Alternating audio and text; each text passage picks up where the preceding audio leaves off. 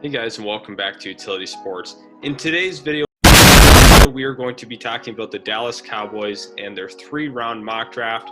We're going to kind of look over some of their needs and essentially what they should be doing in the first 3 rounds of the NFL draft.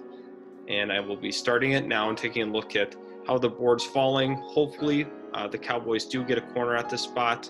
And Surtain goes right before the Dallas Cowboys spot.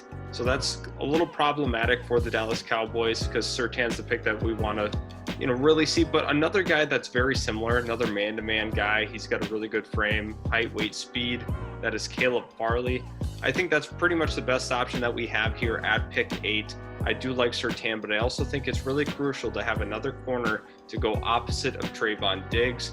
So we will go with Caleb Farley. He was an opt-out this season, but for you Dallas Cowboy fans, I think it would be really beneficial having another corner opposite of Diggs. So Caleb Farley will be our selection in the first round.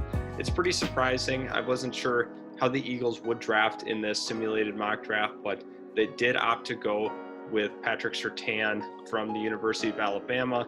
He's been my favorite player to mock to the Cowboys thus far. I think that would have been a great fit. But Caleb Farley is a very good prospect as well. So I think it makes a lot of sense for Dallas to go in that direction with their ace selection. Now we're looking at the 40th selection. A couple of ways that the Cowboys could go. I think one of them is looking at the safety position. Trevon Merrick from TCU. Really good option at this spot. Also looking, kind of want to address the edge position possibly.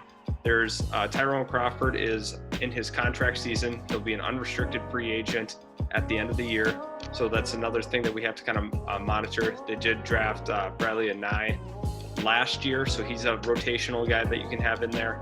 But for this mock draft, Xavier Woods will also be a free agent at the end of the season.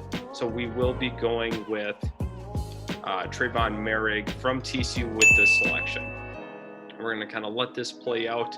Let me know in the comment section if you do agree with the first 2 selections that you've seen so far. Also, do not forget to subscribe to the channel. It's really important for our growth if you subscribe, and if you do enjoy the content, we do not want you to miss it. So now we're looking at pick 72. I think some positions we could look at once again are the edge spots.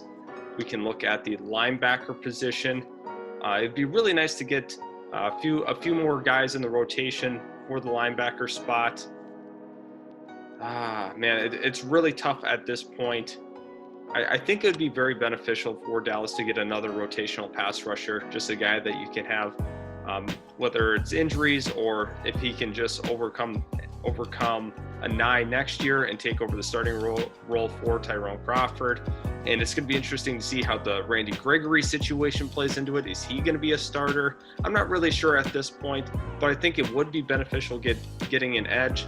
I also think, once again, the linebacker is a spot that they could really consider at this point in the draft. Actually, I'm going to go with Charles Snowden. I think he's a great fit with Dallas, and I think they would be really benefited by adding another linebacker into the mix, another depth piece, because obviously Sean Lee, his time is limited. So I think that for Dallas to get a guy like Snowden at this spot is really good. And then once again, now we're here with pick 99. And I think that it really makes sense to go with Jordan Smith from UAB.